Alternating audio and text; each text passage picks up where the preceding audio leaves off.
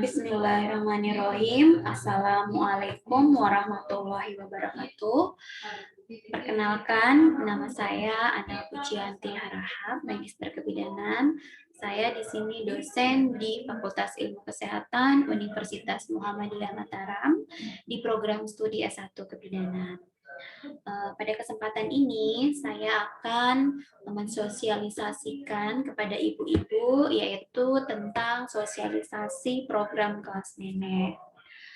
Nah, di mana program kelas nenek ini memang ditujukan kepada calon nenek atau nenek-nenek yang sudah memiliki cucu, di mana cucunya ini adalah masih menyusui. Menyusui artinya dia sedang menyusu untuk kebutuhan ASI, khususnya di sini adalah ASI eksklusif. Nah, seperti ibu-ibu ketahui, biasanya selama ini di kegiatan posyandu, bahwa untuk kegiatan kelas itu biasanya pada kelas ibu ataupun kelas ibu hamil atau ibu bersalin, ya. Tetapi pada kesempatan ini yang akan saya sosialisasikan atau informasikan kepada ibu-ibu semua, yaitu tentang program untuk kelas nenek. Nah, di sini kenapa sih program kelas nenek itu penting ya sebelum kita masuk ke apa itu program kelas nenek ya. Jadi program kelas nenek itu di sini adalah suatu wadah kegiatan yang produktif di bidang kesehatan ibu dan anak.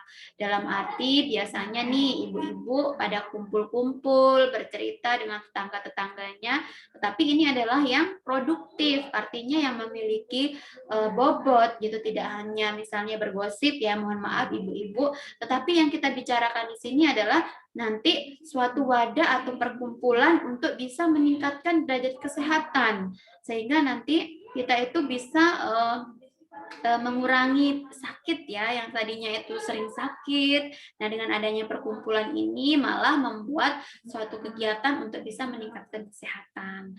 Selain itu adalah wadah kegiatan untuk bisa membicarakan terkait dengan ibu bersalin, bayi baru lahir, dan nifas. Nah, biasanya kelas nenek itu ditujukan hanya untuk lansia ataupun yang lanjut usia.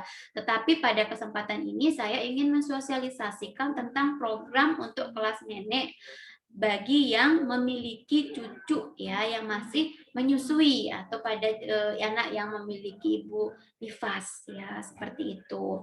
Kemudian juga sebagai wadah untuk bisa mengubah pemahaman perilaku. Nah, mohon maaf kebanyakan kan nenek-nenek itu mengarahkan anaknya itu untuk bisa memberikan makanan tambahan ya selain ASI eksklusif. Padahal ASI eksklusif itu adalah air susu ibu tanpa boleh menambah makanan atau minuman apapun. Nah, kemudian kenapa saya di sini memilih untuk mensosialisasikan mengenai program kelas nenek? Yaitu karena memang di NTB ini angka perkawinan anak itu sangat tinggi. Sementara anak-anak kita di NTB belum tentu bisa merawat anaknya dengan benar. Oleh karena itu di sini dibutuhkanlah neneknya dari bayi itu atau ibu-ibu yang memiliki anak yang menikah muda itu sangat berperan penting sekali di sini untuk bisa membuat mereka menjadi orang tua yang bertanggung jawab ya. Itu. Kemudian kasusnya ibu-ibu di sini cukup memukau di 10 sampai 14 tahun itu 2,15%. Dan usia 15 sampai 19 tahun itu 42,51%. Jadi setengahnya dari ibu-ibu yang menikah di NTB itu ternyata usia muda. Ya. Kemudian jumlah yang meminum ASI eksklusif juga kurang dari rata-rata secara nasional Indonesia itu besar 85% gitu. Nah, kemudian ruang lingkup programnya itu apa saja? Seperti yang dijelaskan di awal tadi, yaitu ibu hamil, ibu bersalin, bayi baru lahir, ibu nifas dan menyusui, kemudian kebutuhan balita, anak, dan prasekolah. Nah, kenapa sih kita harus bisa mensosialisasikan, terutama saya di sini tentang program kelas nenek itu seperti apa ya. Tujuan programnya yang pertama memang untuk meningkatkan pemahaman nenek tentang perawatan ibu. Jadi kalau ibu setelah melahirkan pasca nifas itu apa saja yang dibutuhkan.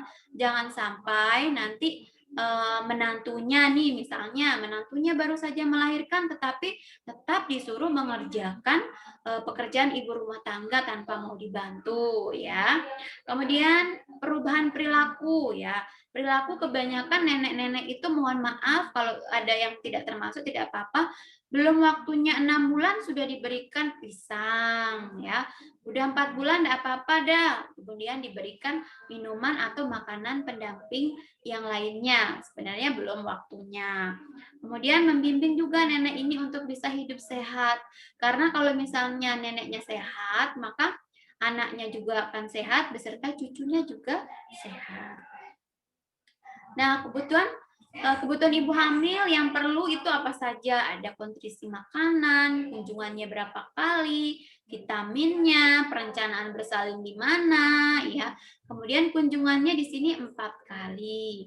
Nah, kalau ibu melahirkan apa saja? Nah, perlu sekali dukungan suami dan keluarga. Dan nanti bagaimana dia memilih posisi melahirkan yang tepat. Nah, setelah itu ada kebutuhan pada bayi baru lahir, ya, bagaimana cara neneknya nanti membantu anaknya ya, yang seperti yang dikatakan bahwa anak melahirkan anak. Nah, jadi dia belum tahu bagaimana cara memandikan bayi. Biasanya nih neneknya yang memandikan. Tetapi ke depannya kalau awalnya saja neneknya yang memandikan, seterusnya nanti harus ibunya.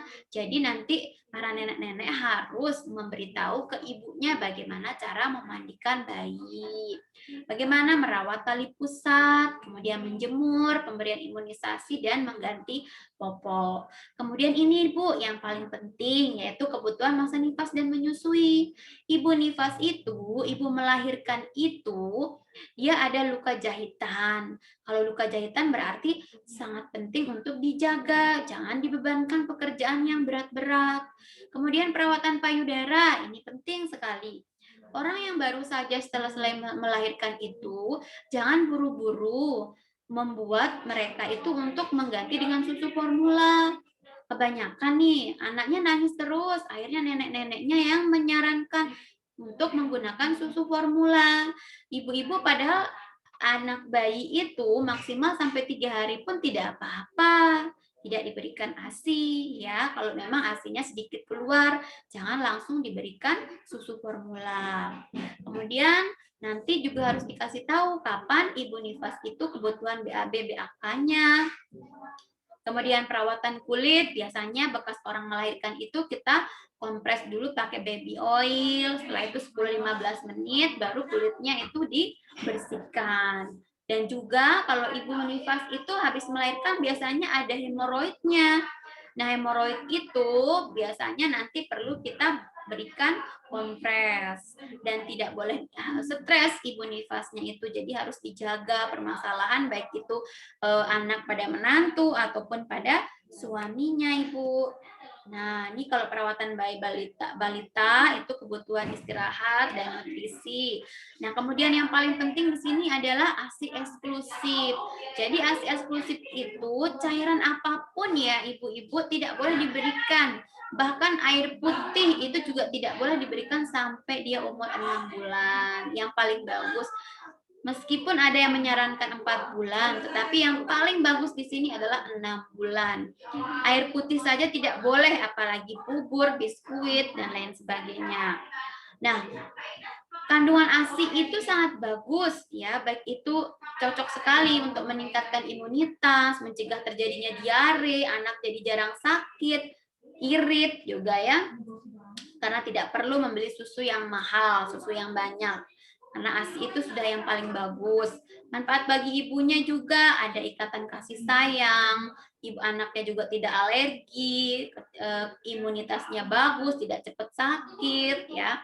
Kalau khawatir ASI-nya tidak keluar, itu nanti ada teknik namanya teknik relaksasi. Tetapi untuk program ini dibutuhkan beberapa instansi terkait. antara lain wali kota, bupati, dinas terkait, bidan desa, ya, kepala puskesmas, camat, desa dan kelurahan, terutama untuk kader posyandu. Nah, ibu-ibu nanti kalau misalnya ada apa namanya yang mau ditanyakan, itu bisa langsung ditanyakan tanpa melalui video. Semoga video yang saya berikan ini bermanfaat dan bisa diterima oleh ibu-ibu semua. Saya tutup dulu. Wassalamualaikum warahmatullahi wabarakatuh.